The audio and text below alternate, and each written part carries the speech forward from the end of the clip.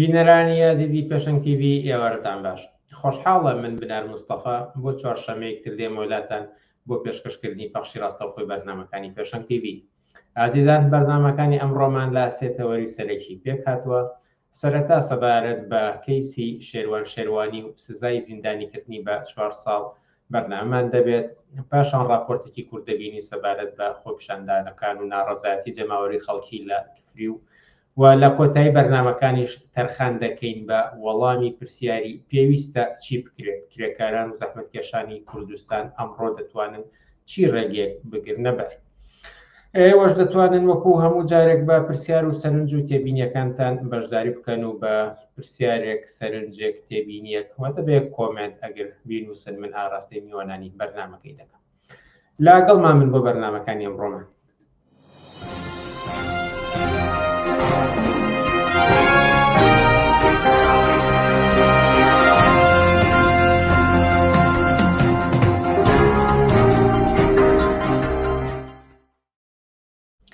مەڵە بینەرانی عزیز دەرۆک ئاماژەم پێدا کە یەکەم تەوەری ئەمڕۆمان تایبەتە بە تاوتوێکردنی کەیسی پرسی ئازادی سیاسی و ڕادەبڕین لە کوردستان و بە دیاریکراویش پاش ئەوەی کە شێروان شێروانی لە زیندانەوە سزای 4 ساڵی تر زیندانیکردنی بەسەردا سەپێنرا.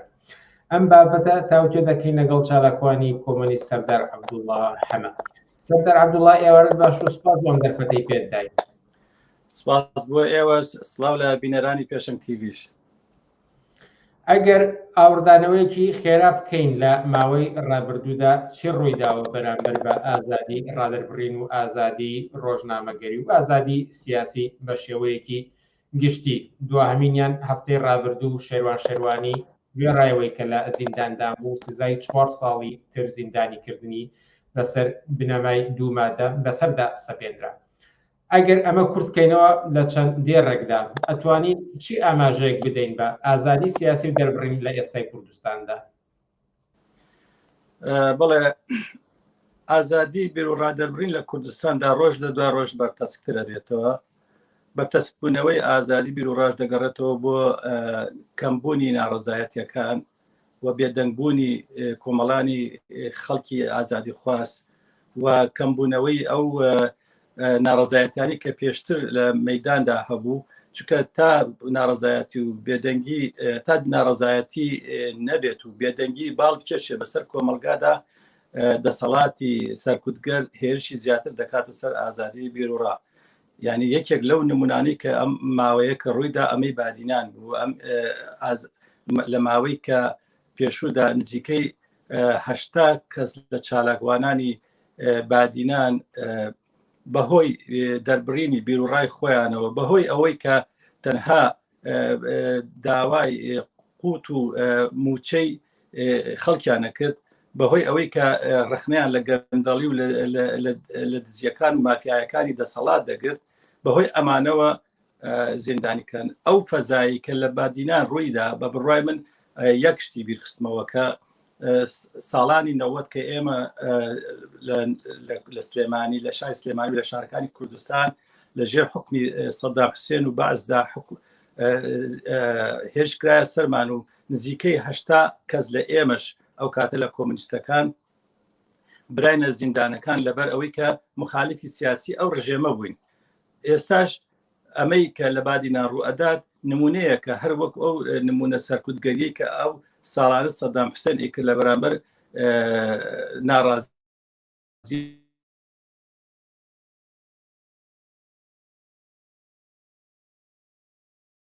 ئازادی بیرروڕا و ئازادی سیاسی تا دێ بەرتەسکە دەبێتەوە تا ئێمەش تا کۆمەڵانی خەڵکیش بێدەنگ بن و ناڕەزایەتی دەرنەبڕن و خۆیان ڕێک نەخەن و خۆپیشاندان نەکەن و وشیار نەبنەوە لە بەرامبەر پلانەکانی دەسەڵاتدا. بێگومان هێرشی دەسەڵاتیش بۆ سەر ئازادی سیاسی و ئازادی بیرروڕا زیاتر دەبێت.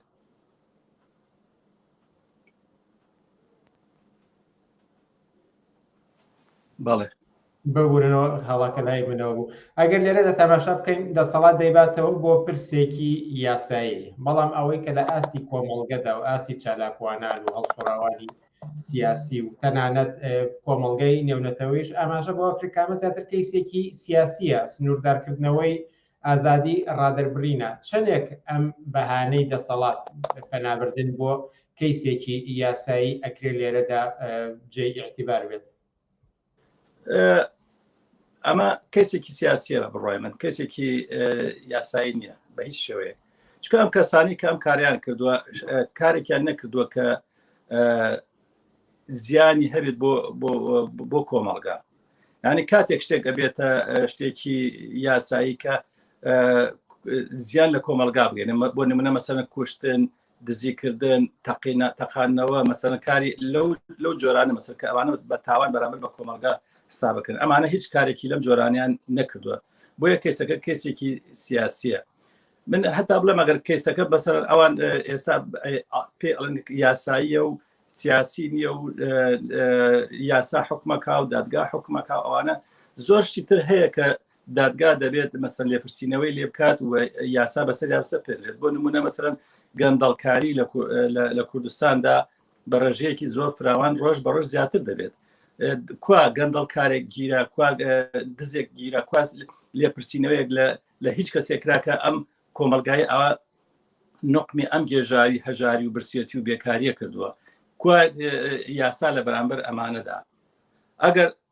ئەگەر لە حاڵەتێکا مەسەرەن زۆشتی یاساییش دەکرێت مەسەرەن لە بەرچاوگرتنی هەلو مەرجی کەسەکە یان ئەو کەسەی کە مەسەرەن زیندانی ئەکرێت یان دەستگیر ئەکرێت و تۆمەتی ئەخرێتە سەر زۆر جار مەسەرەن هەلو مەرجێکی ئینسانی وا دەکات کە مەسەرەن لە هەندێک فەقەرەی یاسایش ببووری بۆ نمونە مەسەرەن ئەمەی شێروان شێروانی کە ئێستا بۆتە کەسێکی عام ئەوانە مثلا من چەند نمونەیەک پێ بڵێم کاتێکە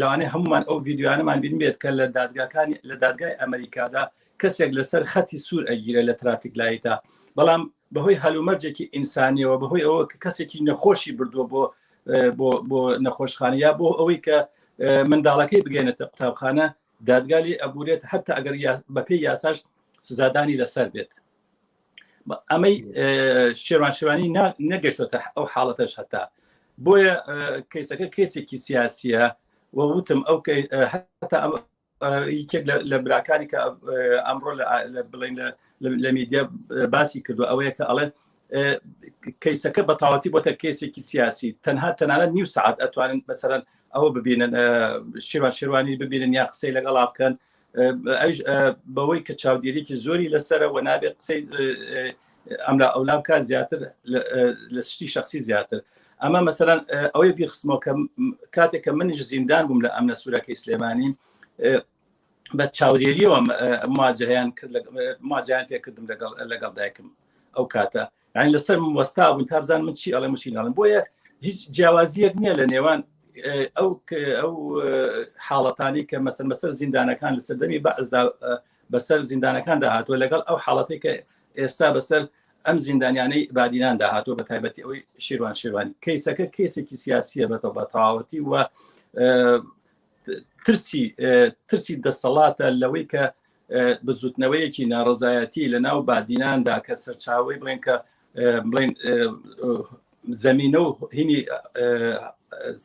دەسەڵاتی پارتیە لەو منتیقەیە کە بە دەسەڵات بەجێگە دەسەڵاتی خۆی ئەزانێ کە نابێ لەو شوێنەدا ناڕزایەتی هەیە بەرامبەر بە دەسەڵاتی پارتی بۆ ئەوەی کە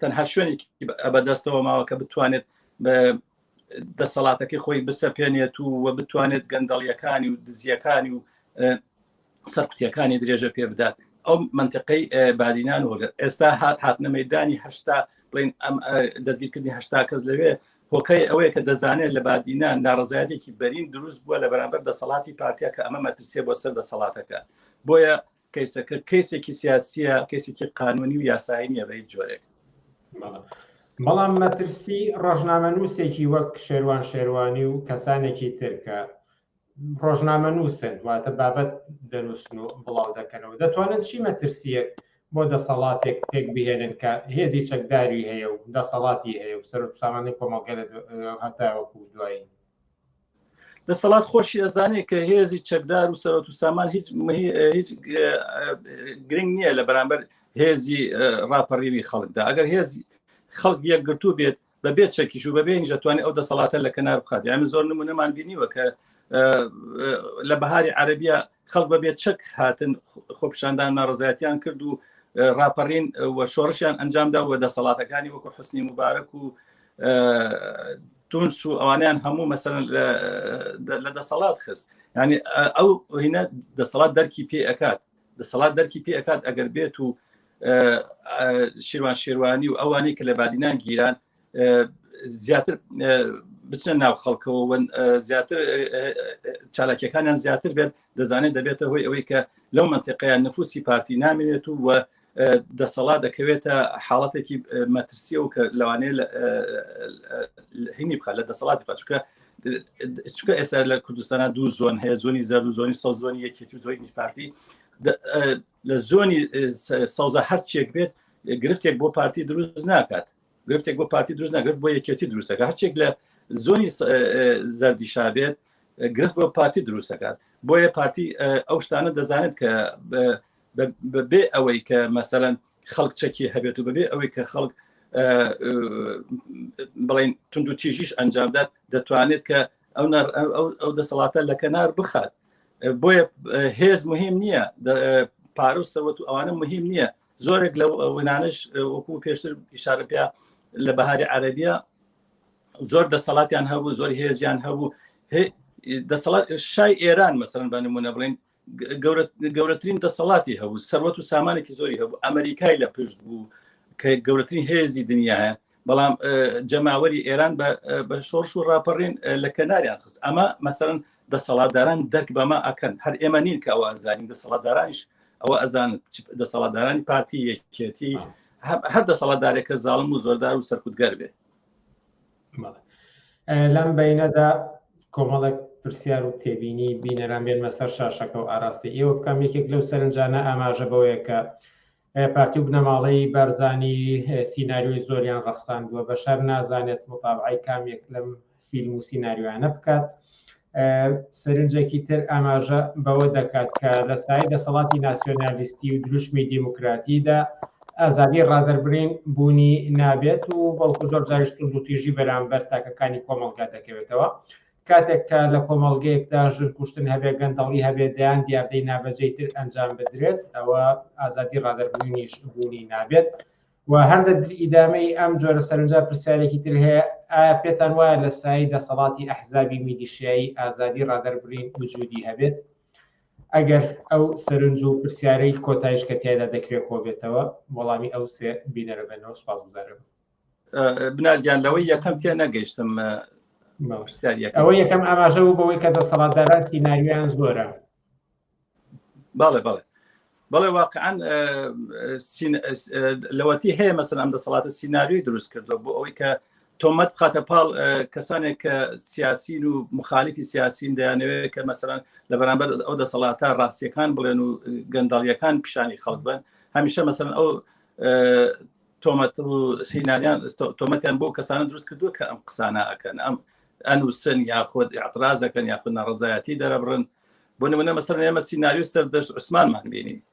سەردەشت عوسمان سیناریۆی ئەوان بۆ ڕێخستکە لەگەڵ داعش و لەگەڵ تیرۆریستانە پەیوەندی هەبووە کە لە کاتێکە ئەم کەسە هەر کەسێکی دینداریش نەبووە. یعنی درۆکانیان زۆر زوو مەسەرەن ئاشکرا ئەبێت بەرامبەر بە کەیسەکانی تریش هەروە ئەکەن. ینی لە بەرامبەر شیروان شێروانی ئەوانە مەسەرەن کەیسی هەر تیرۆریستانیان قسۆتە پاڵیان. بەڵام ئەوەی کە ئێستا ئەوان ناتوانن وەک سەردەشت عوسمان شیروان شێروانی بکوژن ئەوەیە کە ناڕزایەتی ئازادی خوازان لە ئاستێکایە کە تەنها بتوان شیروان شێروانی زیندانی بکەن و حکومەکەی بۆ زیاد بکەن. ئاستی ئەو کاتەی بڵێن پێش سەردەشت عوسمان ئاستی ناڕزایەتیەکان بەو دەرەجەیە بوو کە ئەتوان سەردەشت عوسمان بکوژن. بەڵام لە سەردەشت عوسمانەوە تەجروبەیان وەرگرت ئەم سیناریۆ بەم شێوەیە دووبارە نەکەن و بیگۆڕن سیناریۆکان. مەسەرەن تۆمەتی یاسایی و قانونی بخەنە پاڵ ئەو کەسانی کە دەیانەوێت بیان گرن یان دەیانەوێت سزایان بدەن و چالاکوانی سیاسین یاخود کەسانێکن کە مخالیفی ئەو دەسەڵاتن. سەبارەت بە ئازادی بیرروڕا لە کاتێکە ئەگەر لە کۆمەلگایەکدا ئەوە هەبێت ژنکوژی هەبێت ئازادی بیر و ڕاژ نابێت. ئەو دووشتە ڕاستە پەیوەندیان بە یەکەوە هەیە، بەڵام ئەوەی کە مەسەلەن ژنکوژی پەیوەندی بە کللتورەوە هەیە و کللتورێکە مەسەر زاڵ بووە بەسەر ئەم کۆمەلگایە کللتورێکی پێوسالاری و نێرسالاریە کە هەم دەسەڵات پەرێ پێدەدا هەم گروپە سەلەفی و ئەحزابی سیاسی ئیسلامی برەی پێدەن. ئەمانە کە لە هەمان کاتە ئەم بڵێن کولتورە دەبێتە هۆی نەکات دەبێت ئەوەی کە ژنکوژی پەرە پێ بدات، دەبێتە هۆی ئەوەی کە ئازادی بیر و ڕاژ کەمتر بێتەوە. بە نمونە مەسەرەن کەسانی قبول ناکەن کە دژ بە ئیسلامی سیاسی یا ڕوتێکی ئیسلامی قسە بکات مخالف بێت یاخود ڕخنی لە دین هەبێت. ئەمە دەسەڵات ژەچێتە پشت ئەمەوە، چونکە دەسەڵات لە قازانجێتی کە ئەم هینا ئەو کەسانە کە مخالفن و یاخود بیرباوڕێکی کەیان هەیە جیاوازن، ئەمانیش پشتیوانی ئەو هێز ئیسلامی و سەلەفیانە دەکەن بۆ ئەوەی کە فەزاکە بۆ خۆیان زیاتر ئاوەڵا بێت کە بتوانن ئازادی بیر و ڕاز زیاتر سەرکوت بکەن و پێشێلی بکەن. لە سایی دەسەڵاتی میلیشیاییدا خۆی دەسەڵاتەکە خۆی هەرگیز ئازادی بیر و ڕا قبول ناکات، چونکە لە قازانجی نیە. میلیشیا ئەگەر ئازادی بیر و ڕا قبول کات، ئازادی سیاسی قبول کات، دەسەڵاتە گەندەڵەکەی نامێنێت. یعنی دەسەڵاتی گەندەڵی ئەو لەسەر ئەوە وەستاوە کە ئازادی پێشێل بکات، کە ڕێگا بە ئازادی بیر و ڕا نەیە، چونکە ئەگەر ئازادی بیر و ڕا هەبێت خەڵک بە ئاشکرا بتوانێت لەسەر گەندەڵەکانی ئەوان قسە بکات و ناڕەزایەتی بکات، ئەو کات ئەوان ناتوان درێژە بە دەسەڵاتەکەیان بن. بۆیە مەسەلەن بەڵام یەکشت لێرەدا هەیە، هەموو دەسەڵاتێک نەکاتە نادەسەڵاتی میلیشیایی ئەگەر فشاری کۆمەلگای لەسەر بێت، ئەگەر فشاری ئینسانەکانی ناو کۆمەلگا و ئازادی خوازانی لەسەر بێت، فشاری چینی کرێکار و زەحمەتکێش و خەڵکە متەمەدینەکانی لەسەر بێت، دەتکرێت پاشەکشەی پێ بکرێت، هەنگاو بە هەنگاو ببرێتە دواوە، یعنی نەتوانێت زۆر پێ لە ڕابکێشێت تا ئەوەندەی کە مەسەلەن هێزی یەکگرتو و شیاری خەڵک بتوانێت کە ڕاهن بماڵێت، یعنی دەسەڵاتیان لێ بەرتەسک بکاتەوە. یعنی لە هەموو دنیا لەسەر کاسەری دنیا بەم شێوەیە ئازادی بەدەست هاتووە. گینا لە کۆمەلگای چینایەتیە، لە کۆمەلگای سەرمایەداریە ئازادی بەدەست نایێت بەبێ ئەوەی کە خەبات و تێکۆشانی بۆ نەکرێت، لە بەرامبەریان ناڕەزایەتی نەکرێت، دەسەڵات بۆ نەخرێتە ژێر فشارەوە. ئەمانە مەسەلەن ئەمانی شەروان. بەڵام لە دەسەڵاتی میلیشیاییدا وەک دەسەڵاتێکی مەسەلەن سەقامگیریی سەرمایەداری جیاوازیەکەی ئەوەیە کە ئەمان دەسەڵاتێکی سیاسی ناتوانانی بە شێوەیەکی قانونی لە بەرامبەریانە ڕابوەست، چونکە قانون لای ئەوان نییە، میلیشیا قانونی نییە، یاسای نییە، یاسا تەنها لە قازانجی بنەماڵەیە و لە قازانجی بڵێن ئەو دەسەڵاتەیە کە حاکمە لە کوردستانە، چ لە زۆنی سەوز لە زۆنی زاد بێت، چ لە عێراق بێ لە بەغداد بێت، چونکە دەسەڵاتی میلیشیایی هیچ یاسا و ڕێسایەک ناناسێت. ئەوەشی کە خۆیدا ئەنێت ئەیکاتە یاسا خۆشی جێبەجێ ناکات، تەنها بەسەر خەڵکی کرێکار و زەحمەتکێش و بەشی ناڕازی کۆمەلگا ئەیسەپێنێت بەسەریەوە لەسەریان حسابی نەکات، بەکاری هێنێ. بەڵام سەرنجام ئەمە ئەکرێ بە کوێ بگات. بۆ نمونە دادگاکە کرا باز لەوە دەکرێت کە شێروانی وتوێتی من ناڕوخێم ئێوەن ڕووخاون، هەروەها ناڕەزایەتێکی زۆر بڵاو بۆ هەر بە دوای ئەم بڵاوبوونەوەی سزای زیندانیکردنی شێروانیە. بەڵام جاری پێشوش لەگەڵ دەستگیرکردنی ئەو 5 چالاکوانەکەی بادینان و سزای 6 ساڵ زیندانیکردن بەسەریاندا دووبارە ناڕەزایەتێکی زۆر پەرەیسەن. بەڵام هەر زیندان مانەوە، شێروانیش تا ئێستا هەر لە زیندانە ئەو سزای بەسەردا سەپاندووە. ئەمێ پرسم ئەمانە چەندێک مەترسی و قەلەقی و دڵەڕاوکێ دەخاتە ناو دڵی خەڵکەوە، یاخود پێتان وایە کە خەڵک تەسلیم نابێت؟ من پێم وایە خەڵک تەسلیم نابێت. خەڵک لە ئێستا ناڕەزایەتی خەڵک و وشیاری خەڵک لە ئاسێکایە کە بەرەو پێشە چێت، یعنی ئەوە نییە کە پاشەکشە بکات. ناڕەزایەتەکانی خەڵک دەتوانێت کە پاشەکشەی زیاتر بکات بەو سزایانی کە ئەسەپێنرێ بەسەر یەکێکی وەکو شێروانیە. نمونەیەکت پێ بڵام ئەمڕۆ مەسەن هەواڵی ئەوە بڵاو بووە لە ئێران عەباس دریس کە یەکێک لە کرێکارە شۆڕژگەڕەکانی کە لە ناوچەی ئەحواز گیرا بوو قرار بۆ حکوومەتی جمهوری ئیسلامی ئیعدامی کە بەڵام ئەمڕۆ هەواڵەوە هات کە جمهوری ئیسلامی سزای لە سێدادانەکەی وەستاندووە. ئەما بۆچی ئەگەڕێتەوە بۆ ئەو هەموو هێنا دەگەڕێتەوە ئەو هەموو ناڕەزایەتیە ئەو هەموو فشاری کە لەلایەن ئازادی خوازانی دنیاوە خرایە سەر جمهوری ئیسلامی ئێران. لە کوردستانیش بۆ سزادانی شیروانی یان هەر کەسێکی تر کە لەسەر ئازادی بیر و ڕادەگیرێت دەکرێت مەسەرەن هێزی ئازادی خوازان زیاتر پەری پێ بدرێت، زیاتر بێنە مەیدان، زیاتر یەکگرتوو بن، زیاتر کار و چالاکیەکانیان درێژە پێ بدەن. لێرەوە دەکرێت کە ئەو سزایە یا لەسەری کەم بکرێتەوە یاخود بوەستێنرێت، تەنانەت تا بوەستێنرێت، وەکەوەی کە مەسەن بەسەر ئەو کرێکارە شۆڕژگەڕی ئێراندا هات. لێردا هۆکاری ئەو پێشتر ئیشارەم پێکە هۆکاری ئەوەی کە مەسەرەن ئەتوانن هێرشی زیاتر بکەنە سەر زیندانیان و هێرشی زیاتر بکەنە سەر ئازادی بیر و ڕا و سزای 4 ساڵی زیندانی تر بەسەر شیروانی بسەپێن. هۆکاری ئەوەیە کە ئاسی ناڕەزایەتەکانی خەڵک و لە ئاسێکا کە ئەوان بتوان ئەو هێرشە بکەن. بەڵام ئەگەر ئاستەکەی بەرز بێتەوە بە پێچەوانە و ئەوانیش پاشەکشاکەن.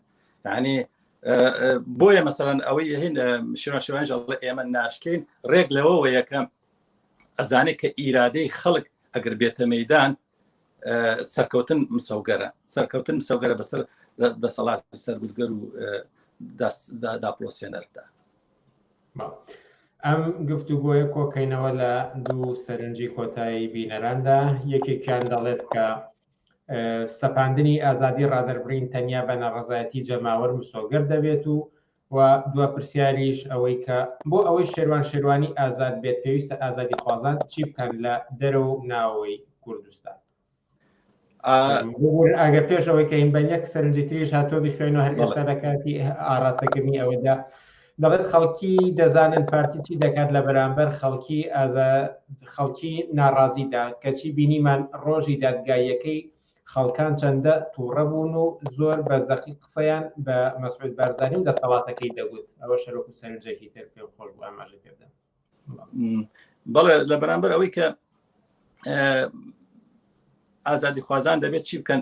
بەڵێ ئازادی خوازان خەڵکی ئازادی خواست، خەڵکی بڵێن ناڕازی و چالاکوانانی سیاسی و مەدەنی دەبێت زیاتر چالاکیەکانیان پەرە پێ بدەن بە شێوەیەکی یەکگرتوانە، بە شێوەیەکی بڵێن بە ڕیزی سربەخۆی جیا مەسەن لە حیزبەکانی دەسەڵات و لە حیزبەکانی ئۆپۆزیسیۆنەوانە خۆیان ڕێکخەن و کەمپین بەڕێخەن، زیاتر کەمپین بە شێوەیەکی ئیمزاکۆکردنەوە بێت، ناڕەزایەتی سەرجادە بێت، بە هەر شێوەکە ئیمکانە بێت لە سۆشیال میدیا بێت. لەم ڕێگایەوە دەکرێت پاشەکشە بە دەسەڵاتی دادگایی پارتی بێنەوە کە خۆی ناوە دادگا، بەڵام لە ئەسڵا دادگای نیە، بەس دەسەڵاتێکی میلیشیاییە کە حکومەکە و سزاکان ئەسەپێنێ بەسەر ئەوانی کە مخالیفی سیاسی و چالاکوانی مەدەنی و ئەوانە وەکو شیروانی.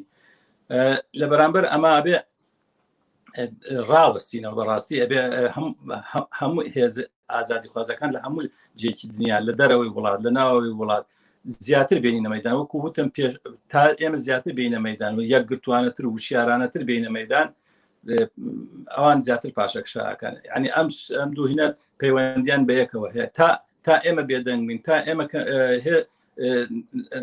ناڕزایەتی دەرنەبرن و چالاکیەکانمان کەم بێت و ئەوە کەمپینەکانمان نەبێت، ئەوانیش هێرشی زیاترەکەن. لەوانەیە ئەم جارێکی کەش بێنەوە 4 ساڵی تریشی بەسەرا بسەپێنن بەسەر شیروانیە یان چەند ساڵی تریشی بەسەرا بسەپێنن.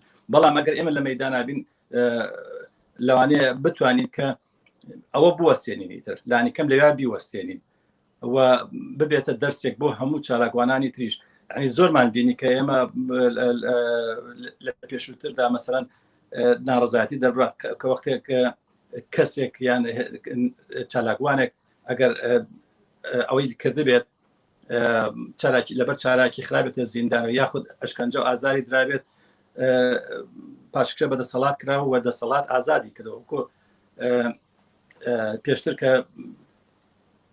کەسانی زۆر نمونە زۆرن، بەڵام ئیتر ئێستا مەسەن بە بیرمانە کە ئەو کارانە بەرامبەر بە خەڵکی ئازادی خوازان کراوە دوایی پاشەکشە بە دەسەڵات کراوە و دەسەڵات نەیتوانیوە لە بەرامبەریاندا هیچ شتێ بکات. بۆیە ئەمە شەروەهایە تا ئێمە زیاتر بینە مەیدان دەتوانین زیاتر پاشکشە بەدەسەڵات بکەین و پاشگەز بێتەوە لەو سزانەی کە ئێسەپێنێ بەسەر کەسی وەک شیروان شیروانیدا. سەردار عەبدوڵڵا حەمان چالاکوانی کۆمونیست، زۆر سپاس بۆم دەرفەتەی پێداین و لە بەرنامەکانی ئەمشەوی پێشەنگ تیڤیدا ئامادە بوون. زۆر سپاس بۆ ئێوە، زۆر سپاس بۆ ئەو بینەرانش کە کاتیان بەخشی بۆ بینینی ئەم بابەتە و سپاس دووبارە بۆ پێشەنگ تیڤیش. زۆر سپاس. ئازیزان، پێشەوەی کە بچینە سەر بڕگەی ئەوەی کە پێویستە چی بکرێت، وەکو پێشتر ئاماژەمان پێدا بوو، بەڵام با لێرەدا راپۆرتێکی کورت سەبارەت بە ناڕەزایەتیەکانی خەڵکی لاکفری ببینین و کە تێیدا عوسمان محەممەد چالاکوانی کۆمونیست لادەبەری گەرمیانەوە سەرنجی خۆی لەسەر ئەو ناڕەزایەتیانە داوە. فەرموون بینەری ئەم کورتە راپۆرتە بن.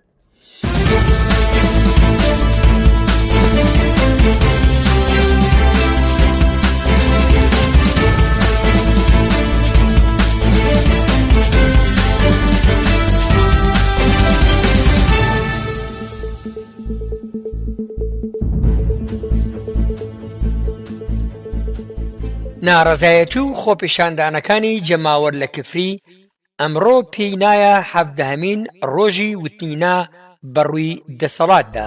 ئەمڕۆ 17 ڕۆژ تێپەڕێ بەسەر مانگرتنەکەی کفریە. داواکاریان زۆرە، بەڵام داواکاریەکانیان داواکاری جەزری نییە، شتی زۆر بچووک داواکەن. مەسەڵەن بۆ من داوای ئەسعاف بکەن، داوای دکتۆری مقیمەکەن، داوای چاکردنی خەستەخانەکەن، ئەم نەهشتانە.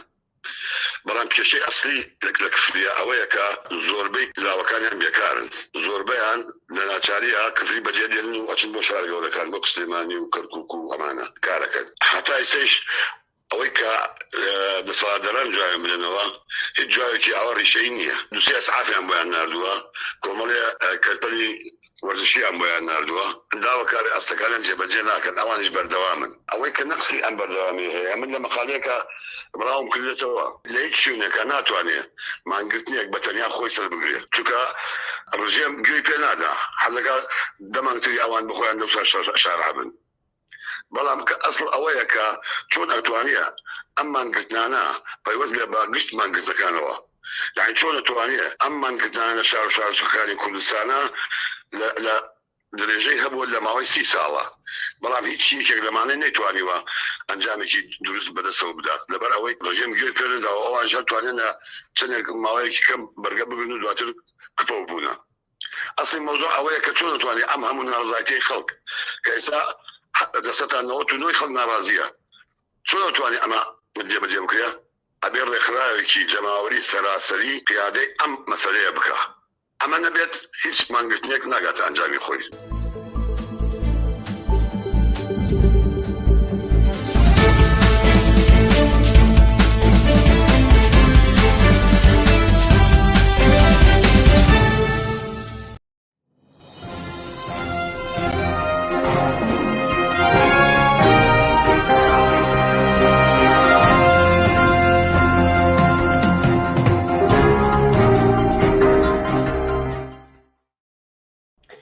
بەردەوامی لەسەر پێشکەشکردنی بەرنامەکانمان بینەرانی ئازیز و ئێستاش بەرنامەیەکی تایبەتمان دەبێت سەبارەت بەوەی کە پێویستە چی بکرێت بۆ ئەوەی کە ژیانی خەڵکی باشتر بێت، جەماوەری کرێکار و زەحمەتکێش چی ڕێگەیەکیان لەبەردەمدایە.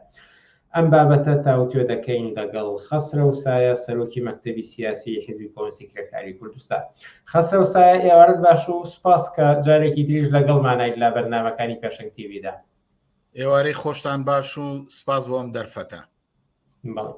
جاری پێشوو کە چاوپێکەوتمان لەگەڵ ئێوەدا ئەنجامدا بینەرێک پرسیاری کرد کە خەڵکی چی ڕێگەیەکیان لەبەردەمدایە. لەسەر پێشنیاری خۆتان بەرنامەیەکی تایبەتمان ڕەخسان بۆ ئەوەی کە وەڵامی ئەو پرسیارە و هەندێک پرسیاری تریش کە پەیوەندیان بە وەرگرتنەوەی وەڵامی ئەو پرسیارە هەیە لێرەدا ئەنجام ئەدەین.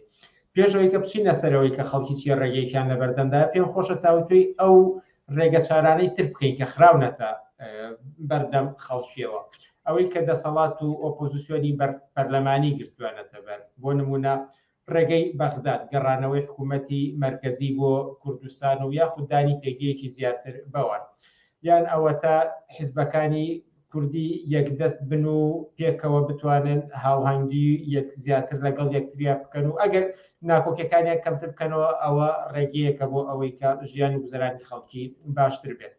ئەم ڕێگە چارانی کە باز دەکرێت لەلایەن حیزبەکانی دەسەڵات و ئۆپۆزیسیۆنی پەرلەمانیەوە چەندێک ئەکرێت بە هەدوەربگیرن؟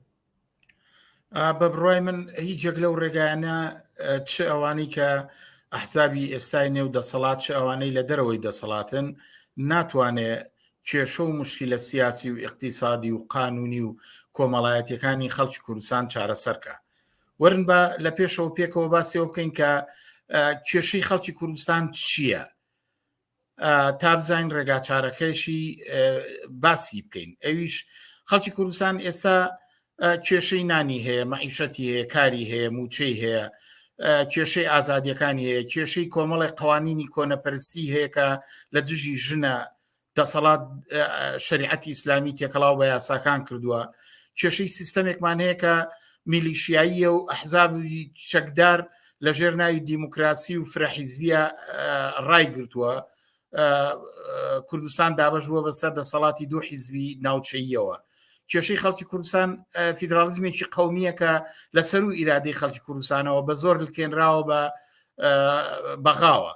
لە بەغاش ئێمە بینین کە حکوومەتێ لە سەرکارە کە سەرتاپا کۆنەپەرست سەرتاپا دژی مافەکانی نەک هەر خەڵکی کوردستان، دژی خەڵکی کرێکار و زەحمەتکێشی ئەو کۆمەڵگایەیە کە تیا حکومەکە، مەسەرەن بێکاری لە عێراقا هەیە، هەژاری هەیە، جیاکاری چینایەتیە، ئەحزابی شیعی ئیسلامی و سنی و پاشماوەکانی بەعز دەستی هەیە تایە. ئەمانە نەک هەر ناو بەناو بە هیچ جۆرێک ڕسمیت بە ماف و ئازادیەکانی خەڵکی کوردستان نایەن و لە هەلێکە گەڕن کە تەوازن قوایە بێتە پێشەوە کە فەرزی دەسەڵاتی مرکزی بەسەر کوردستانە بکەن. یعنی تەسەوڕکە گەر بۆیان بکرێ بە جێیش و چەک پەلاماری هەرێمی کوردستانن و لە ڕابردوو شاکردیان ڕووداوەکانی 16 ئۆکتۆبەر و شەڕی لە ناوچەکانی قەرەتەپە و ئەمانە نمونەیەکێتی کە لە سەردەمی مالیکیان ڕوویدا. مەبەسمەوەیە ئەمانە ڕیشیان لە چیایە؟ ئەم سیستەمە اقتصادی و سیاسیەت چییە؟ معلومە کۆمەلگای کوردستان کۆمەلگایەکی سەرمایەداریە، وەکو خۆیانەڵێن اقتصادی بازار، ئابووری سەرمایەداری و کۆمپانیاکان ئەچەرخێت، جیاکاری چینایەتی هەیە، کرێکار هەیە، دەوڵەمەنگ هەیە، خاوەن سەرمایە هەیە، کێشەی ژن هەیە، کێشەی بێکاری هەیە، ئەنواعی کێشە هەیە. ئەمانە هەموو ڕیشەی لەم نیزامەیە. ئەگەر ئێمە بمانەوێت باش بژێوی بۆ خەڵکی کوردستان بێ، ئەبێ خەباتی خەڵکی کوردستان لە دژی ئەم سیستەمە بێ. ئەوانەی کە پێیان وایە بڕیتەوە بۆ لای حکوومەتی بەغا ژیانی خەڵک خۆشەکەن، ئەمە بە ڕێگا چارازان گوایە کێشەکەوەیە نەوت تەسلیم ناکایە، وەڵام بە داواکانی بەغا نادرێتەوە. ئەمە معنای وایە ئەم حیزبانە هەر ئەو چوارچوەیان قبوڵەکە ناویان ناوە قوارەی هەرێم. ئەو سیستەمی کە باسم بوو، یعنی کۆمپانیاکانیان قبوڵە، یعنی اقتصادی ئابووری بازاریان قبوڵە، یعنی هەیە حیزبی میلیشاییان قبوڵە. ئەوان هەموو مەسەلەکەیانەوەیە کە هەر 4 ساڵجارێ انتخابات بکرێ و بکەونە یاری گاڵتەجاری هەڵبژاردنەوە و کورسی بێنەوە و بیکەن بە شەڕ و کێشەی ناوخۆی خۆیان. ئەم کێشە و شەڕ و داوا و داخوازیانە هیچی داخوازی خەڵکی کوردستان نییە. گەنجێک بێنە بەرچای خۆ کاری ئەوێ، ڕەفاهی کۆمەڵایەتی ئەوێ، ئازادی ئەوێ، ژیانێکی خۆشبەختی ئەوێ، بتوان دەستی ڕابکە بە داهات و ئیمکاناتێکە لە کۆمەلگای کوردستانە کەم نییە پێی ڕابگا، ژنێ بێنە بەرچای خۆت ئێوێ ژیانێکی محتەرەمانە و ئینسانی هەبێ، یەکسان بێ لەگەڵ پیاوە، کاری دەستکەوێ، بەهرەمەند بێ لە داهاتی کۆمەلگا. ئەگەر بێکارە بێکاری بدرێ، ئەگەر کاری ناوماڵە بیمەی بێکاری پێ بدرێ، ئەگەر مناڵی نەخۆشکە و بە خۆڕایی بتوانەبی باتە خەستەخانە، مناڵەکانی بخاتە بەرخوێندن. ئەمانە ئەو کێشانن کەوایە و ئەمە یعنی مەبەسم وایە هەموو ئەحزابەکان لەو دووخاڵەیە هاوبەشن، چ ئەوانەی ئیدعای ئۆپۆزیسیۆنەکەن، چ ئەوانەی لە دەسەڵاتان. یەکیان ئەوەیە کە هەمویان ئەم تەجروبەیان کە ناویان ناوە قوارەی هەرێم و ئەزمموی کوردستان بە دەستکەوتی خۆیان نەزان، بە دەستکەوتی خەڵکی کوردستان ێزان کە لە کاتێکات دەستکەوتی خۆیانە، خۆیان بۆ بەرژەوەندی خۆیان، بۆ کۆمپانیاکانیان، بۆ بازاری سەرمایەداریان، بۆ ئەو پێگەی کە هەیەە، هەمویان لەمەیان شەریکن، هەمووشیان ڕازیم یعنی بەم سیستەمە دیموکراسیە کە ناویان ناودیم و بەم پەرلەمان و بەم کایە و شەڕ و هەرایی کە هەموو بینیمانەوە بینیشمانەکە پەرلەمان نە پەرلەمان نە حکوومەت نەیتوانیوە وەڵامی خەڵک باتەوە. خاڵێکی تریژەوەی کە هەمویان لەسەر اقتصادی بازاری ئازاد هاوڕان، یعنی ئەوەی کە کۆمەلگا دابەش بێ بەسەر سەرمایه‌دار و کرێکارە، بەسەر دەوڵەمەند و هەژارە، بەسەر خاوەن دەسەڵات و بێدەستا، هەمویان لەسەر ئەمە کۆکن. قوانینەکان هەموو لەسەر یەکی کۆکن. ئەگەر لێرە و لێژ ناڕازیەکە بێ ئەوە ناکاتەوەی کە لە بنەوە ئەم سیستەمەکە دژی ژیان و گوزەران و ئازادەکانی خەڵکە هەڵوەشێتەوە. بۆیە بە بڕای من کێشەی ئەم حیزبانە و ڕێگا چارەکانیان شتێکی ترنی غەیری ئەوەی کە پایە و بنەما ئەساسیەکانی ئەم سیستەم و دەسەڵاتە کە لەسەر جیاکاری چینایەتی ستەمی ڕەگەزی نابەرابەری لە کۆمەلگایە نائەدالەتی دامەزراوە، لەسەر بێکاری و هەژاری و خوراافات دامەزراوە، هەمویان لەسەر ئەمە کۆکن. تۆ پێچی هەر تەلەڤیزۆنێک هی هەر حیزبی چانەڵیتەوە هەرم قساناکە پرتە و بۆڵە و گلەیەکانیان بۆ ئەوەیە کە هەوڵ بن خەڵک گوێشکەن، خەڵک بەلاڕێدا بەرن، ناڕەزایەتەکانیان بخەنە نێو ئەم چوارچێوەیەوە. مەسەن تۆ سەیری موقفی یەکگرتووی ئیسلامیکە کە بازەوەکە کە ئەوان دیفاع لە قەوارەی هەرێمەکەن لە بەرامبەر حکوومەتی عێراقا. تۆ سەیری سیاسەتەکانی نەوەی نوێکەن گوایە ئەگەر فشارەکان لە بەغاوە لەسەر حکوومەتی هەرێم بێ باشە ئەوە پرسیار نییە بۆ خەڵک. ئەی مەسەرەن سوودانی تاسە چی کردووە، عەلاوی چی کردووە، عەبادی چی کردووە، مالیکی چی کردووە. ئەوان نەبوون خەڵکیان یایە بەرتەقا ئەو ئیترازاتان و ناڕەزایەتانی خەڵکی کرێکار و زەحمەتکێش و گەنج و لا و ژنانی زانکۆکانی بەغا، کارگەکانی نەوتی بەسرا و شوێنەکانی تر، شارەکانی تر نەبوون محافزی هەر ئەم دەوڵەتیان هەڵپێچە. ئەی ئەوانە بۆچی؟ ئایا ئەوانە خەتایەکیان کردووە جگەلەوەی کە داوای نان و کار و مەعیشەت و ئازادی و ژیانێکی خۆشبژێویان کردووە؟ بۆیە بەڕای من ڕێگاچارەی ئەوان لە دوانە تیجایشتێکی تر نییە غەیری ئەوەی کە دۆخی ئەسا بێڵنەوە. ئەوان لە باشی حاڵتاوەیە کە کورسەکانیان زیابەیە لە جێگای یەکێتی و پارتی شوێن بگرن، بەڵام قەرار نییە خەڵکی کوردستان لە زەلکاوی کۆمپانیەکانی یەکێتی و پارتی لە تاڵانچێتی دزی و نەوت و ڕاوڕوت و ئەمانە لەدەست ئەمانە نەجات بێ. ئەم جارە بۆ چەند 30 ساڵی تر لەژێ سایی کۆمپانیەکانی شاسوار عەبدولواحید و یەکگرتووی ئیسلامی و کۆمەڵی ئیسلامی و بزوتنەوەی گۆڕان و ئەمانە کە هەر هەمویان کۆمپانیایانەیە، هەمویان دەستیان لە اقتصاد و سیاسەتی ئەم کۆمەلگایە گیر کردووە بۆ 30 ساڵی تر بمێنێتەوە هەچی زووخا و نەهامەتی ترێ هەڵی کێشێ. کەوایە هیچێک لەم ڕێگا چارانە کارساز نییە لە بەرژەوەندی خەڵکی کوردستاندا نییە. ئێوە یان حیزبی کۆمونیستی کرێکاری کوردستان چی ڕێگە چارێکە خاتە بەردەم جەماوەری خەڵکی کرێکار و زەحمەتکێشی ناڕازی لە ڕێی کوردستاندا؟ بەڵێ ئەگەر لە پرسیارەکەی پێشوو دیقەت بین ئەو کێشانە بینە بەرچاوی خۆمان کە خەڵکی کوردستان ڕاستە ڕوبەڕووی دەسەڵاتێکی سەرکوتگەری دز و تاڵانچی کە یەکێتی پارتی گۆڕان لەسەر سیاوەستاون بەرەو ڕووە و ناڕەزایەتەکان ڕوو بە و دەسەڵاتی ئەوە بەمعنایەوەیە ئەم دەسەڵاتی ئێستا پارێزەری سیستەمێکە. ئەم سیستەمە چییە؟ وەکو باسم کرد ئەمە سەرمایەداریەکە کە کۆمەلگا چینایەتیە و اقتصاد بەدەست جەماعەتێکی سەرمایەدار و ئەوەی کە مقدراتی اقتصاد و داهاتی کۆمەلگایان بەدەستەوە گرتووە. خەڵک هەموویە زانێ کە ئەوانە ڕۆژ بەڕۆژ ئەڵەن قەیرانی دارایی هەیە، بەڵام خۆیان کۆمپانیەکانیان هەتا بێباج و خەراج و تاڵانچێتیەکە نەو دەفرۆشن، پارە لە دەوڵەتان وەرەگرن، پشتیوانی دەوڵەتانی کۆنەپەرستی ئێران و تورکیا و سعودیە و عێراق وەمانە ڕاکێشن. ئەم سیستەمە کە ناوێنەوە دیموکراسی پەرلەمانی، یعنی ئەو سیستەمەی کە فرژنی بەڕسمی ناسیەوە، یعنی ئەوەی کە شیروانیەک لەسەر بیرروڕای جیاواز زیندانی بکرێ، ئەوەی سەردەشتمانی قساکە تیرۆر کرێ، مامۆستایەکە لە شقامە داوای داخوازیەکە بە شەق لێ بدرێ، ژنێک کە ڕوبەڕووی کێشا بێتەوە بکوژرێ و یا ناچار کرێ بە خۆسووتاندن و خۆکوژی. ئەم سیستەمە ئەبێ هەڵوەشێتەوە. بۆ معنایە خەبات لە ژی یەکێتی و پارتی خەباتێکە بۆ هەڵوەشانەوەی ئەم سیستەمە. ڕێگا چارەژەوەی ئەبێ شۆڕشێ بەرپا بکرێ، ئەبێ شۆڕشێ بەرپا کرێ کە نەک هەر یەکێتی و پارتی دەسەڵاتیان کۆتا بکرێ، بەڵکو ئیرادەی بەڕێوەبردننی کۆمەلگا بگەڕێتەوە بۆ دەست خەڵک.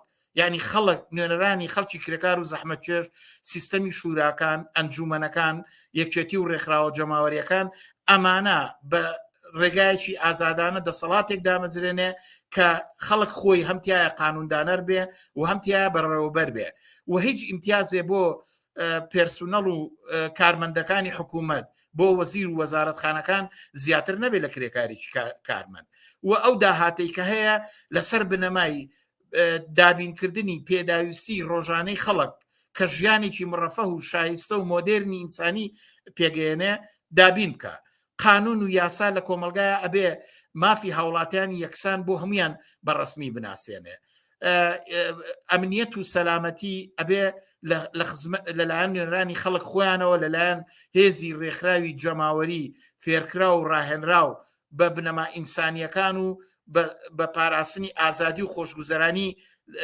ڕابهێنرێت تا بتوانێت ژیانێکی سەلامەت بۆ هەمویان بێ مەبەستم وێ لە سیستەمیکی ئاوادا ئەواکرێ ڕێگا چارەوەیە کە ئەم شۆڕشە بەرپا بکرێ و ئەم خەباتە بەڕێخرێ بەڵام ئەمە چۆن لە چ ڕێگایەکەوە تابعاً لە کوردستانە لەگەڵ تا هاتووە ئەم دەسەڵاتە گەندەڵە و تاڵانچیە ماهیەتی خۆی دەرکەوتووە خەڵکیش ناڕازی بووە ئێمە کۆمونیستەکان لە ساڵانی ڕاپەڕی نانەوەتەکانە باسمانەکرد کە ناسیۆنالیزمی کورد ئەحزابی بورژوازی و چینەداراکانن هەر قسێکەکەن درۆکەن خەڵکە لە خەڵەتێنن ئەوان ناتوانن ژیانێکی خۆش بژێوی دابینکەن هیچ پێشڕەویی کۆمەڵایەتیان نییە دەستیان تێکەڵە لەگەڵ دین سەرکوتگەرن ئەکوژن تاڵانچی و قۆرخکاری بازارن خەڵک وای ناوت بێمە ئەمانە یا پیاوی باسن یا ئاژاوەجێڕن بەڵام ئێستاوان نییە لە بەتایبەتی لە 2000وانە خەڵک داهاتووە ناڕەزایەتەکانی خۆی بەرامبەر بەم دەسەڵاتە تون کردوێتەوە ئێستا ئەمبینین مەسەر ڕۆژ نییە لە مەسائلی ژیان گوزەران لەسەر ئازادیەکان لەسەر مەسەلەی ئاو کارەبا لەسەر خزمەت گوزاریەکان لەسەر موچە لەسەر دەرماڵە بەشە جۆرەکانی خەڵک ناڕازیە کەوایە جوڵانەوەی ناڕزایەتی خەڵک کە لە ڕابردووە بەتایبەتی لە حەڤەی شوباتەوە بۆ دواوە ئێمە ئەبینین کە خەڵک ئەم حزابانەی خستە تابوتەوە یعنی بڕۆبڕۆی لەم حکوومەتە کردووە ئەم ناڕزایەتیە ئەبێ سەراسەری کرێتەوە ئەبێ ئاسۆیەکی شۆڕژێرانە بۆ ئاڵوگۆڕی شۆڕژێرانە بۆەوەی خەڵک بگاتە شوێنێ ئەم دەسەڵاتە وەلا بنێ و بڕیار لەسەر نەوعی ئەو سیستەمەی کە ئەکسێرێتی کۆمەلگایەوێ پێی بگە بە بڕای من ئەمە ڕێگاکەیەتی ناڕزایەتی کۆکردنەوەی ناڕزایەتەکانی خەڵک لە ڕێکخراوێکی سیاسی سەراسەری شۆڕژێرانەدا کە هەنگاو بە هەنگاو تەوازنی هێز لەبینی خەڵک و دەسەڵاتە بە قازانجی وەلانانی ئەم دەسەڵاتە و ئیرادەگرتن بۆ بەڕێوەبردنی کۆمەلگا بێنێتە پێشەوە ئەمە ئەو ڕێگایە کە دیارە تەفاسیلی تایە و لە پێشیشەوە ئەو ئەرکی ڕابەران و هەڵسوڕاوانی ئەم بزوتنەوە و ناڕزایەتی بەشەکانی خەڵکە کە لە دەوری پلتفۆرمێکی داخوازەکان لە خۆناغی یەکەمە کۆ ببنەوە و ئەو تاکتیک و ڕێوشێنانە بگرێنە بەر کە ئەتوانێت فشارەکان لەسەر دەسەڵات تون کاتەوە و هێزی جەماوەری هەنگاو بە هەنگاو بێنێتە مەیدانەوە ڕێکخراویان کە و ئیرادەی کۆمەلگا بەدەستەوە بگرێت هەر ئێستا مەسەن ئەگە ئیمکانی ئەوەیە کە خەستەخانەکان قوتابخانەکان لە دەسەڵات دەربێ سەرچاوەکانی تەوزیعی ئاو کارەبا ئەو شوێنانەی داهاتی گومرگ و کۆکردنەوەی باجی حکوومەت و ئەمانەی بخرێتە دەست خەڵکەوە هەر ئێستا ئەکرێت زۆر بکرێتە خۆڕایی داوای خۆڕاییکردنی سوتەمەنی خوێندن تەندروستی کوردستان ئیمکاناتی تیا هەیە توانرێ لە هەر گەڕچێکە یادەیەکی هەبێ و خەڵک بە خۆڕایی تیمارکە عیلاج بدا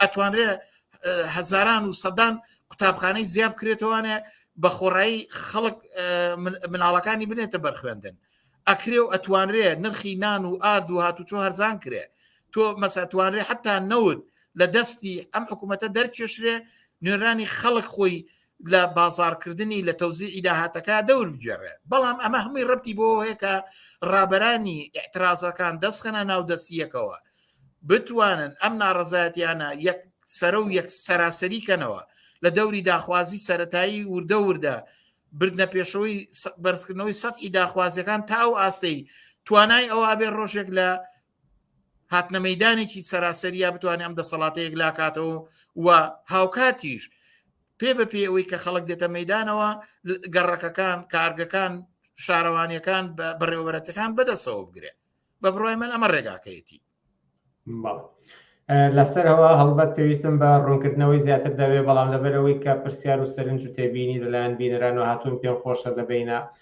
ئاماژەیەک بەوانە بدەین. بینەرێک ئاماژە بەوە دەدات کە ئاڵوگۆڕ لە زۆر سەکتەری کۆمەڵگەدا پێویستە هەر لە سیستەمی پەروەردەوە و هەتاوەکو دوایی وە ئەمەش بە هێزی کرێکاران و خەڵک دەکرێت کە لە شوورەکاندا خۆیان ڕێکخراوە بکەن. سەرنجێکی تر ئاماژە بەوە دەدات کە کێشە ئەوەیە کە تاوەکو ئێستا کرێکاران و جەماوەر زەحمەتکێش ڕێکخراونین و پەرش و بڵاون. هەر لەسەر هەمان بنەما پرسیارێکی تر هاتووەڵە کە مەبەستان لە کێیە، چونکە زۆرینەی ئەو خەڵکە ڕێکخراو نییە و هۆشیاری و ڕۆشنبیریان نییە و زۆرینەش بندیواری دەسەڵات و حیزبە کلکدارەکانیانن. ئەگەر لەسەر ئەم سەرنجانی کە هاتوون بتانێ وەڵام دەنەوە فەرمون. بە شوەیەکی گشتی ئەو پرسیارانە زۆر پرسیاری دڵسۆزانەیە. بەڕای من ئەوە کێشەی ئەسڵیە، یعنی خەڵک ناڕەزایەتی و ئێترازەکەمی نەهێناوە. گەورەترین کێشەی ئەم ناڕەزایەتیانە ئەوەیە کە سەراسەری نییە، مەحەلیە، هاوکات لە چوارچۆی ئوفوقێکی ریفۆرمستی کە خۆشخەیاڵ مەسەن بۆ نمونە لەوەدا قەتیزماوە. مەسەن تۆ ئەو ناڕەزایەتیانە تا ئەو شوێنە کە دەستکەوتیشی بووە، بەڵام چەند ساڵی تر تۆ مەسەن جارێک خەباتەکەی ئاو چاکەی، جارێک خەباتەکەی بۆی کە کارەبا بێنی، جارێ بۆی موچە بێنی، نابێ ئەبێ بەشەکانی خەڵک مەسائلی مەسیریان هەیە. وەکو وتم کێشەی ئەم سیستەمە واکە موچە نەدرێ، کێشەی ئەم سیستەمەوەکە دڵە ڕاوچی و کوردستان لە گێژاوێکە لە ڕابیتە بە بەغاوە ڕابگیرێ، کێشەی ئەم سیستەمەیە کە دەستی ئێران و تورکیا بۆ سەر کوردستان زیاکە، کێشەی ئەم سیستەمەیە کەواکە کە دین یاسای ئیسلامی تێکەڵ بێ بە مافەکانی خەڵک و خەڵک ئازادیەکانی بەرتەسە کرێتەوە، کێشەی ئەم سیستەمەیە کە بازارێکی کراوەی ڕوتاندنەوە لەلایەن کۆمپانیاکانەوە بەڕێخستووە. تۆ دەبێ ئەم ئاسۆیەت ببێ. ئەوەی کە زەعیفە ئاسۆی شۆڕژگێرانە، یعنی ئەوەی کە کوردستان بخاتە بەردەم ئاڵوگۆڕێکی شۆڕژگێرانە کە لە پێشەوە تەحولاتێکی سیاسی لە دەسەڵاتا پێک بێنێ تا ڕێگا بکاتەوە کوردستان بنەمای اقتصاد دەست بەرێ بۆ ئاڵوگۆڕ لە بنەمای اقتصادا، یعنی ئەم بازاری سەرمایە و کۆمپانیایانە هەڵوەشێنێتەوە ئابووری هەرەوەزی کە لە خزمەتی خەڵکا بێ، هەموو داهات و سەرچاوەکانی داهات بکرێتە موڵچێتی گشتی، هەموو خەڵک دەخاڵەتکە لە دانانی بەرنمەیەک کە چۆن بتوانێت مشکلاتی نەبوونی، هەژاری، بێدەرەتانی چارەسەرکە، باش بژێوی و ڕەفاهی کۆمەڵایەتی تەمینکە. دیارە ئەمە کێشەکە لە ڕێکخراوبوون و پەرش و بڵاویە بە دڵنیاییەوە. ئەوەی کە خەڵک ناڕۆشنە، مناڵم خەڵکی کوردستان هوشیاریەکیان هاتۆتە پێشەوە، بەڵام هەنگاو بە هەنگاو ئەم وشیاریە ئەڕواتە پێشەوە، هەنگاو بە هەنگاو ئەم ناڕەزایەتیانە و هەڵسوڕاون و ڕابەرانی پێی بە کێشەکان و لاوازیەکانی خۆیانە بن. مەسەن بۆ نمونە ئێعترازاتی ئەم دەورەیە کە نمونونەکەی لە پێنجوێن و دەربەنی خان و ئەمەی کفری و لە چەند شوێنی تر بینیومانە ئەوانەی خوێندکاران، ئێستا ئەمە لە پێشتر لەو دەمەی کە خەڵک ئەچوو خۆپشاندانی شیە کرد و بەردەباران و بەردەفرچەیە کرد و دواییش بە دەست بەتاڵە چۆوە ماڵەوە.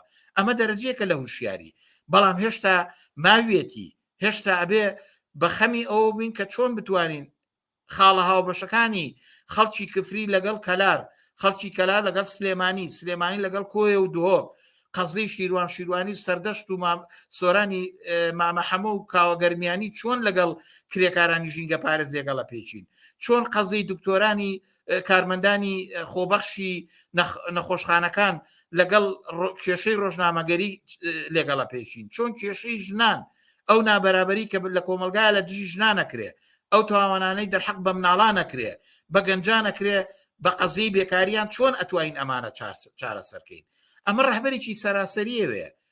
ئێمە وەکو کۆمونیستەکان و حیزبی کۆمونیست هەموو هەوڵ و تەقەلامانەوەیە کە ئەمانە لێک نزیکەینەوە و یەکگرتویان کەین لە دەوری پلاتفۆرم و ئاسۆیەکی خەباتکارانە کە مل بدا بۆ ئەوەی کە نەک هەر خەبات و جەماوەری بەر ئاراسەکە بۆ لانانی ئەم دەسەڵاتە، بەڵکو لە خواریشەوە زەمینەکانی ئەوە ساسکە کە دەسەڵات بەدەستەوە بگرێ، موری کۆمەلگا بگرێتە دەست هەر لە ئێستاوە لە هەر شوێنێ. بۆ نمونە ئێستا مەگەرچینەوە ئەو دەورەی کە خەڵکی سەیسایق دەسەڵاتی پاکردە و ڕایماڵی ئەگەر بچینەوە ئەو دەورەیە بە شوراکان پێک بێنین ئەبێ ئیتر ئەو خەڵکەی کە ڕاپەڕیوە و شاری پاک کردوتەوە هەر خۆشیان قامی شارەکە دانن فەرەزن هەر خۆشیان مدیری ئاو کارەبادانن خۆشیان ڕێگاوبان و هاتوچۆ بەدەسەوگرن خۆشیان ئەمنیەتی بپارێزن ئەوە ڕێگاکەیەتی نەک ئەوەی کە تۆ پاچی کەیتەوە بەڵام دوایش بڕۆی دانیشی بڵی فەرم و کاک هێزەکانی تیرۆروەرنەوە ئێمە تەنها کێشەمان لەسەر لابردنی قامەکە بوو ئەمە ناتوانێت ژیانی خەڵک چاپکە ئەوە ئەتوانێت کە تۆ هەنگاوێکتنا بتانی چۆن خۆت بە خەباتی بەشەکانی ترەوە هەڵە پێچی سەرێکی تریژەوەی بەڕاستی ئەبێ ئەم تەوقی چاوەڕوانیە پشتێ وەختێک کفری لە حاڵەتی مانگرتن و ناڕازایەتیە وەختی کرێکارانی گرین عێراق لەسەر کار دەرەکرێن و بۆ هەڵوەشانەوەی ئەو قرارە دێنە مەیدانەوە وەختێ شیروانی سزای 4 ساڵی لەسەر درێژەکرێ نابێ بەشەکانی تری خەڵک چاوەڕێ بن و پیان وابێ هەر بە ڕۆژنامە نووز دەتوانرێ ئەو یاسای هەڵوەشێتەوە هەر بە کرێکارانی گرین عێراق ئەتوانرێ قراری لەسەر کارکردن دەرکرێ هەر بە خەڵکی کفری ئەتوانرێ ئاڵوگۆڕە لە ژیانی و شارە پێک بێنێ بە بڕای من ئەو کێشەی لە شاری کفریا هەیە هەمان ئەو کێشەیە کە لە بازیانە هەیە لە کوێیە هەیە لە دهۆکە هەیە لە قەزاوناحی و ئۆردوگانەکانە هەیە ئەو گەنجەی کە لە کفری دەرگیری کێشەی بێکاریە هەر ئەو کێشەیە کە لە سلێمانیە هەیە ئەوەی کە گەنجێک لە بچێ ئەو ڕێگا حەل لە فەردی و مەحەلیانە ناتوانێت داخوازیە بنەڕەتی و سەراسەریەکان بکاتە بنەمایەک بۆ ئەوەی کە جوڵانەوەی سەراسەری فراوان بێتەوە و بتوانێت یەکانگیر بێ تا ئەو فشارە دروستکە لەسەر دەسەڵات ناچاری کاکە ملبا بە خواستەکانی خەڵک مەسەن ئێمە ببین لە حەڤی شوبات تا خەڵک کە خۆپشاندانەکان تا ئەو شوێنی فراوان بۆەوە بەشێک لە دەسەڵات ترسی هەڵاتنی کەوتە مێشکەوە ئێمە ئاگادارین ئەو کاتانە بەڵام قسەکە ئەوەیە ئاسۆیەکی شۆڕژگێڕانە بۆ لانانی ئەو دەسەڵاتە کە خەبات بۆ لانانی ئەو دەسەڵاتە نیشانەیەک بێ هەنگاوێک بێ بۆ هەڵوەشانەوەی سەرتاپای ئەم سیستەمە سیاسی اقتصادی کە لە کوردستانە بەناوی قەوارەی هەرێم و شکلی گرتووە ئەوە بکاتە بنەمای وە بزوتنەوەیکی سربەخۆ بێت تەسلیم نەبێ ئەو ئەحزابانی کە ئۆپۆزیسیۆن ئیدعای ئۆپۆزیسیۆنەکەن ئەوانەشی لە دەسەڵاتن بە یەک چاوی تەبەقاتی سیرکە و پێیان وابێ کە ئەمانە بزوتنەوە ئەحزابی چینەدارەکانی کۆمەلگان بە شێوەیەک لە شێوەکان یانەوێ ئەم سیستەمە ڕاگرن ئەیانەوێ خەڵک ڕاکێشن بۆ بیانکەن بە ئەمرازی بەشە لە کێشەی نێوان گۆڕان و یەکێتی و پارتی و ئیسلامیەکان و نەوەی نوێ یانەوەی نوێ و پارتی خەڵک ئەبێ ئەوە باش بناسێ کۆمپانیەکانی مەسئول بەرزانی هیچ جیاوازێکی نییە لەگەڵ کۆمپانیەکانی شاسوار عەبدولواحیدا لەگەڵ کۆمپانیەکانی کۆمەڵی ئیسلامی وەگرتی و ئەوان هەمویان ئەم سیستەمە قاچیان لەم سیستەمە هەمویان شەریکن لەم تاوانانەیە کەوایەوە خەڵکە بێ ئەم ئێترازاتانە وەکو جوڵانەوەیکی سربەخۆی شۆڕژگێرانە پێ بنێتە مەیدانەوە ئەوەی زەعیفە ئەم ئاسۆیەیە ئەوە کاری هەڵسوڕاوانی رادیکال و شۆڕژگێر و کۆمونیستەکانە کام ئاسۆیە ببەنە ناو هەڵسوڕاوان و ڕابەرانەوە لە دەوری یەکی خەن و بتوانن ئەمە بێتە بنەمای لەگەڵ پێکانی احترازاتی ئێستا و هەوڵ بدرێ هێز و توانای ئەم بزوتنەوەی بێتە پێشەوە ئەو تاکتیک و ڕەوشانە بگرێتە بەر کە ئەتوانێت هاوکێشەی هێزی نێوان دەسەڵات و خەڵک بە قازانجی پێشڕەوی جوڵانەوەی شۆڕژیان لە کوردستانە بگۆڕێ و بیباتە پێشەوە. پێش ئەوەی من دوا پرسیارم بکەم پێم خۆشە ئەم سەرنجی بینەرەش بێنمە سەر شاشەکە و کە وێڕای ئەوەی کە هاوڕایی لەگەڵ قسەکانی ئێوەدا دەردەبرن و باز لەوە دەکەن کە پێویستە ناڕەزاتیەکان سەرتاسەری ببێتەوە بۆ ئەوەی کە بچێتە پێشەوە و دەور و نەخشی هەبێت بۆ گۆڕانکاری لەناو کۆمەڵگەدا. ئەمە تەنها کەسێک نییە کە هاوڕای لەگەڵ قسەکانی ئێوەدا نیشاندیا و زۆر کەسی تریش بە سەرنج و تێبینیەکانیان هاوڕاییان هەیە بەڵام کەسانێک گوێ لە قسەکانی تۆ دەگرن و ئەیانەوێت بەشدار بن ئەیانەوێت چالاک بن لەو کارانی کە ئاماژەی پێدەدێت بەشدار بن لەو هێڵەی کە ئێوە باستان کرد ومێدیان بە دەسەڵات و هێزەکانی تری پەرلەمان نەماوە ئەیانەوێت بەشدار بن لەوەی کە ئەم بزوتنەوە شۆڕژگەرانە بێنە مەیدان ئەو لەکوێوە دەست پێ بکات. بەڕای من ڕێگاکەیەوەیە هەر ئەو کەسانە بڕۆن دەستەکانی ناڕەزایەتی دروستکەن ئەگەر زانکۆیە دەستەی خوێندکارانی زانکۆ دروستکەن لە دەوری داخوازێکی سادە کۆ ببنەوە، ئەگەر لە گەڕەکان دەستەکانی ناڕزایەتی جەماوەری گەڕک دروستکەن، ئەگەر لە کارگەیان دەستەکانی کرێکاران دروستکەن، هەوڵ بن بۆ کۆنتترۆلی کارگە و داهات و بەرهەم بڕۆن لە گەڕەکە بە هەمان شێوە شەرعیەت لە دەسەڵاتی مەوجود لە کوێخاو مختار و ئاسایشی گەڕک دەربێنن، خۆیان وەکو ساحێبی کۆمەلگا زاهیر بن، پاشان ئەم دەستانە ڕەهبەران و هەڵسوڕاوانیان لە دەوریە کۆ ببنەوە، هەڵسوڕاوانی ئەم دەستانە دەستخەنە نێو دەستی یەک لە دەوری خاڵە هاوبەشەکانی گەڕەکەکان کۆ ببنەوە، کرێکاران بڕۆن شوراکان دروستکەن، بڕۆن هەوڵ بدەن کە ئەوانیش کۆڕ و کۆمەڵی کرێکاریان گەرم ڕاگرن لە دەوری داخوازی پەرچەمی ناڕزایەتەکانیان یەکخەن. سەرێکی تریژەوە حیزبی کۆمونسی کرێکاری کوردستان لە مەیدانایە، ئێمە دەرگامان کراوەیە، هەر لێرە ئەڵێم من وەکو خەسرەوسایە ژمارەی تەلەفۆنی 0 1950 ئەتوان پەیوەندی بکەین، ئێمە بەم ڕۆژگارە لە دیداری خەڵکین، وەرن پێکەوە هەمومان دەستخێن ناو دەستێک تا بتوانین بەرنامەی مشتەرەک دابنین، هەمومان لەسەری ڕابکەوین، خۆمان لە ڕێکخراوێکی سیاسی سەراسەریە ڕێکخراوکەین و هەم لە خوارەوە لە گەڕەکە و ناوەندەکانی کار لە شوێنی کار و ژیان خۆمان ڕێکخراو یەکگرتووکەین لە دەستەکان لە ئەنجومەنەکان لە شوراکان لە یەکێتیە کرێکاریەکان لە هەر جۆرە ڕێکخراوبوونێک کە خۆمان پێمان باشە و لە ئاسی سەراسەریشە احتیمات بە ڕابەران و نوێنەرانێکی خۆمان بکەین، کۆنگرە بگرین، کۆنگرێکی سەراسەری کە بتوانێت بەرنامەی ئاڵوگۆڕی شۆڕژێران لە کۆمەلگای کوردستانە پەسەندکە، ڕسمی داهاتووی دەسەڵات و سیستەم بنەخشێنێ و تەحملکەین